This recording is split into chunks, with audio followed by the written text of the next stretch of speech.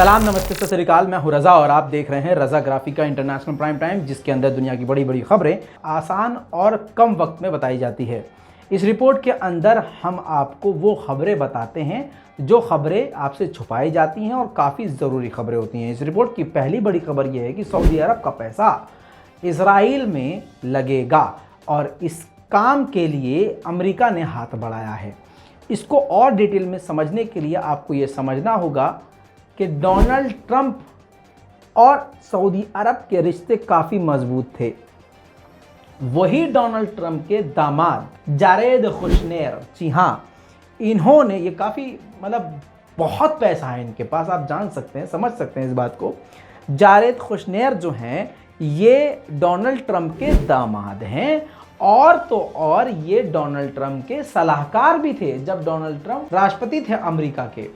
अब आपको बताऊं कि इन्होंने इजराइल की दो बड़ी बड़ी कंपनियों को स्पॉन्सर किया है, यानी इजराइल में ये पैसा लगाएंगे, डेवलप करेंगे, पैसा अर्न करेंगे और 50-50 बांटेंगे अमेरिका और इजराइल। अब ये डील काफ़ी पहले हुई थी, जिसकी वजह से ही मैं बार बार कह रहा था कि ये डोनाल्ड ट्रंप के रहते हुए मोहम्मद बिन सलमान ने सऊदी अरब को इजराइल की गोद में डाल दिया है। ये मैंने 1 साल पहले कहा था, अब वो बात खुलकर सामने आ गई है। अब इन साहेब ने, जो दामाद हैं ट्रंप के, इन्होंने मोहम्मद बिन सलमान समेत कई नेताओं के साथ, सऊदी अरब के बड़े बड़े लीडरान के साथ मीटिंग करके इस बात को क्लियर कर दिया है। कई सारी रिपोर्ट आ चुकी हैं, आपकी स्क्रीन पर ये रिपोर्ट देख लीजिए। वॉल स्ट्रीट जर्नल, अमेरिका की सबसे बड़ी न्यूज़ एजेंसी अखबार जो है, उसने खुद इस बात को लिख दिया है कि सऊदी अरब का पैसा इजराइल की कंपनी में और इजराइल में लगाया जाएगा। ये सऊदी अरब की तरफ से इजराइल को मजबूत करने की पहले अंदर ही अंदर, अगर सऊदी अरब इजराइल का सपोर्टर नहीं है और सपोर्ट नहीं करना चाहता तो जारेद को पैसा ना दे, आप अपनी कंडीशन लगा दे। ये इंटरनेशनल लॉ है कि आप अगर किसी को पैसा दे रहे हैं उधार, या फिर आप किसी को किसी भी तरह से पैसा दे रहे हैं, तो आप ये अपनी डिमांड रख सकते हैं कि भाई इस पैसे का इस्तेमाल इस जगह मत करना, बाकी इन जगह कर सकते हो। तो सऊदी अरब पर इस वक्त काफ़ी सख्त सवाल खड़े किए जा रहे हैं। पूरी दुनिया के मुसलमान इस वक्त, बड़े बड़े लीडरान भी सऊदी अरब से नाराज नजर आ रहे हैं। नेशनल प्राइम टाइम के अंदर मैं आपको एक झलक बता चुका हूं कि श्रीलंका की सरकार गिर चुकी है। श्रीलंका के प्रधानमंत्री ने इस्तीफा दे दिया है। श्रीलंका पूरी तरह से बर्बाद हो चुका है। लोग सड़कों पर हैं और 24 घंटे प्रदर्शन और हिंसा और दंगे हो रहे हैं।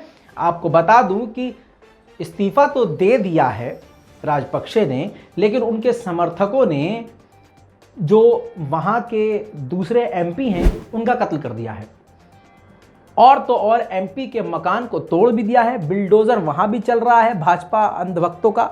जी हाँ, जैसे राजपक्षे के सपोर्टर प्रदर्शनकारियों को मार रहे हैं, ठीक वैसे ही शाहीन बाग में और हिंदुस्तान में मुसलमानों को अंधभक्त मारते हैं।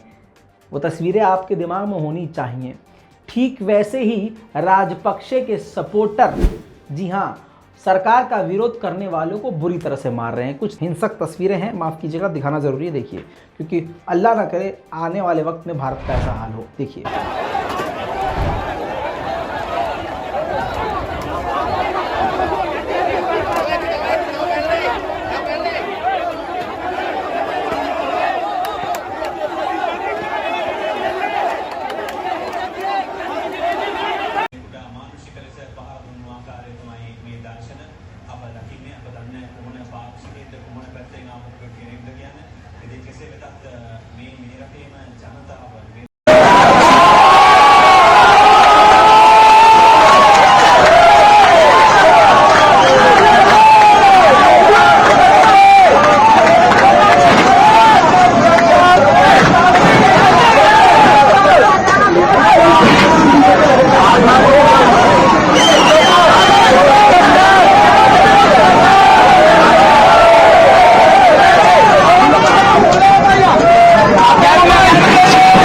अपनी हरकतों से बाज नहीं आ रहा है। चाइना हमेशा हिंसक और उकसाने वाला काम करता रहता है। अब चाइना ने जापान के समुद्र के इलाकों में अपने 2 युद्धपोत भेज दिए हैं, जिसकी वजह से जापान और चीन के बीच में टेंशन बढ़ गई है। दोस्तों, अगली खबर भी चीन से है। चीन कोरोना काल की वजह से काफ़ी ज़्यादा कमज़ोर हो गया है, क्योंकि सबसे ज़्यादा प्रकोप और सबसे ज़्यादा नुकसान चीन का हुआ है।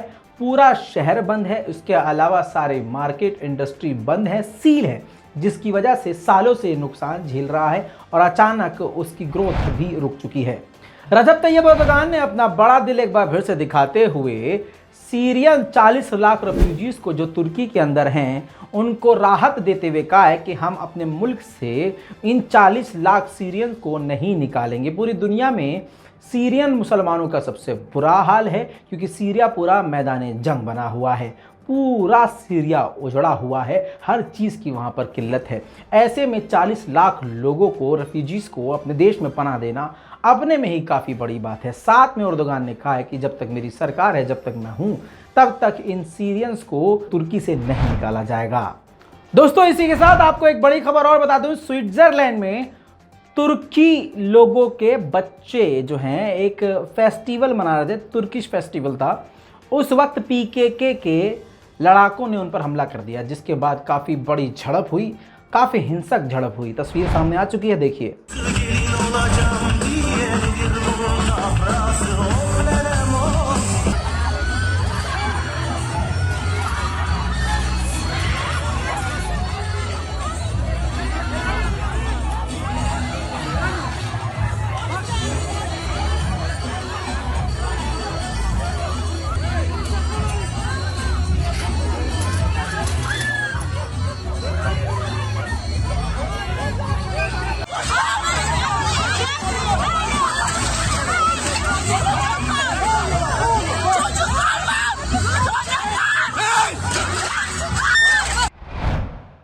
इस हमले के बाद तुर्की के नेता ने बयान दिया है कि ये आतंकी हमला था और ये पूरे यूरोप में तुर्की के खिलाफ जहर की तरफ फैल रहा है।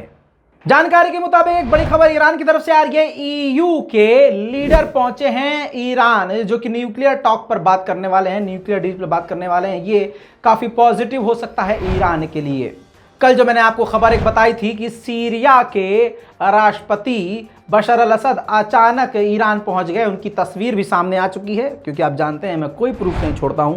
देखिए आपकी स्क्रीन पर ये मुलाकात है। बशर अल असद ने मुलाकात किससे करी है वो ज़रूरी है।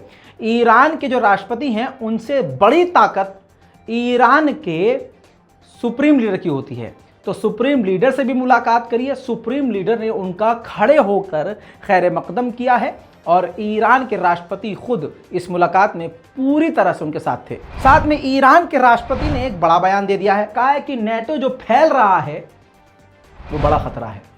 दोस्तों, इसी के साथ पाकिस्तान का नया जो प्रधानमंत्री आया है, आखिर उसने अपने चेहरे से नकाब उतार दिया है। इमरान खान की बात सही साबित हो गई है और नए प्रधानमंत्री ने साबित कर दिया है कि वो अमेरिका का गू है। जी हां, आपको बताऊं कि शहबाज शरीफ ने खुलेआम मीडिया से कहा है कि जो भी चीज, जो भी इंसान अमेरिका के खिलाफ होगा, हम उसको सपोर्ट नहीं करेंगे और हम कोशिश करेंगे कि सुपर पावर से अपने रिश्तों को ठीक करें। थूक के चाटना और चाट के थूकना शहबाज शरीफ से सीखे। कम से कम इमरान खान में ये गैरत तो थी, अमेरिका के सामने वो नहीं झुका। वो बंदा अमेरिका के सामने नहीं झुका और खुलेआम आज भी अमेरिका के खिलाफ बोल रहा है। और ये आए हैं और मान लिया है कि अमेरिका इनका बाप है। दोस्तों, अंधभक्तों से बुरे हालात तो पाकिस्तान के हैं भाई साहब। ये पाकिस्तान की नई सरकार ने खुलेआम अमेरिका का थूका हुआ चाट लिया है। CPEC जो प्रोजेक्ट है उसकी 80% की जो कीमत है $2 बिलियन है और पाकिस्तान के हालात इतने ख़राब हैं, आए दिन दंगा, लड़ाई, झगड़े, हमले, खासकर ये हमले, इन्हीं की वजह से जो शेड्यूल है, जो जिस समय काम पूरा होना है, उससे वो काफ़ी पीछे चल रहा है। ताइवान के बॉर्डर के पास चीन ने बताया कि हम मिलिट्री ड्रिल कर रहे हैं, जिसके बाद ताइवान ने यह जानकारी दी कि सबसे खतरनाक ड्रिल कर रहा है भाई साहब चीन। हमारे बॉर्डर के पास ड्रिल के नाम पर परमाणु बॉम्बर, इसके अलावा डिफेंस सिस्टम, रॉकेट, मिसाइल, हर ताकत का इस्तेमाल करके हमें डराने की कोशिश कर रहा है। अब दोस्तों, तालिबान ने महिलाओं के लिए ज़रूरी कर दिया है ऊपर से नीचे तक पूरी तरह से बुर्का पहनने के लिए। जिस्म का कोई भी हिस्सा और चेहरा कुछ भी नहीं दिखना चाहिए। साथ में किसी भी घर के मर्द के साथ आप बाहर नहीं निकल सकते, मर्द के साथ भी नहीं निकल सकते, आप घर के बाप या भाई के साथ भी नहीं निकल सकते, ऐसा बयान आ रहा है। जिस पर मलाला यूसुफजई ने, आपकी स्क्रीन पर देखिए, काफ़ी लंबा चौड़ा पोस्ट करके इसके खिलाफ आवाज़ उठाई है और कहा है कि महिलाओं पर यह जुल्म है और ज़बरदस्ती उन पर यह कानून डाला जा रहा है जो कि महिलाओं की ताकत को कम कर रहा है और तालिबान नहीं चाहता है कि महिलाएं आज़ाद रहें। दर्जनों बातें कही हैं, लेकिन मेन बात यही है। इसके अलावा अफगानिस्तान में तालिबान के खिलाफ अफगानी महिलाएं प्रदर्शन कर रही हैं।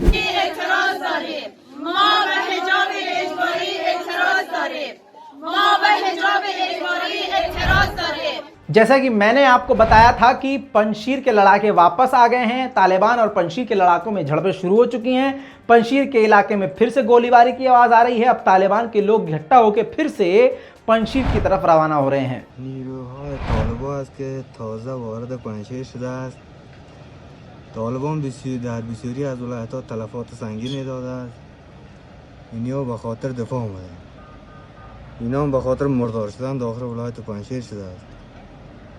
چهار تاریخ هم هست 18 ثور 1401. شما ببینید این نیروهایی است که تازه داخل پنجشیر شده است. شاید 100 نفرشون در طریق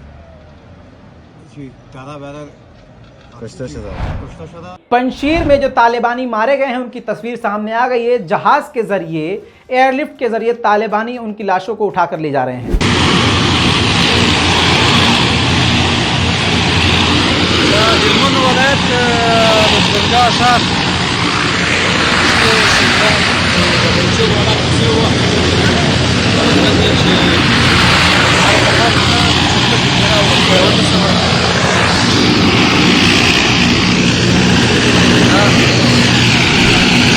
दोस्तों, तालिबान के फॉरेन मिनिस्टर ने काफ़ी बड़ा बयान दिया है। आपको बता दूं, तालिबान के फॉरेन मिनिस्टर ने शिया समुदाय के बड़े लीडर से मुलाकात करने के बाद कहा है कि वो नहीं चाहते हैं कि तालिबान में शिया सुन्नी फिर से दंगा और फिर से लड़ाई हो।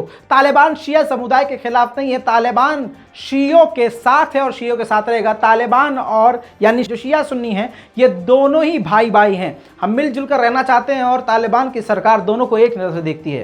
तालिबान का पहली बार कोई पॉजिटिव बयान आपके सामने आया है। मैदान मुकाबलेهای ابرقدرت و یا دیگر قوت‌ها باشد. افغانستان در 4 دهه گذشته بسیار تکالیف دیده. ولی از ما و شما امی میخواهد که اینجا امن باشد. با هیچ کشور خارجی در جنگ نمی باشیم.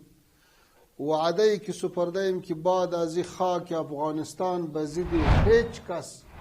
दोस्तों, अमेरिका और इजराइल ने मिलकर चीन की पोल खोली और ये जानकारी दी है कि एक बड़ा ग्रुप चीन का साइबर अटैक कर रहा था, अमेरिका और इजराइल को निशाना बना रहा था और इस ग्रुप से पूरी दुनिया को बड़ा खतरा था।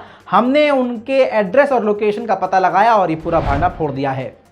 दोस्तों, बड़ी खबर एक और पॉजिटिव आ रही है। सऊदी अरब और भारत की दोस्ती निखरती जा रही है। उसका सबसे बड़ा सबूत यह है कि इंडियन नेवी अब जद्दा पहुंच चुकी है। यानी सऊदी अरब और इंडियन नेवी, अरब की नेवी और इंडियन नेवी मिलकर जद्दाह में ज़बरदस्त तरीके से एक्सरसाइज करेंगी और एक दूसरे को बहुत कुछ सीखेंगी और सिखाएंगी। भारत की जो नेवी है, INS तीर लेके वहां पहुंचा है और दूसरा INS सुजाता को।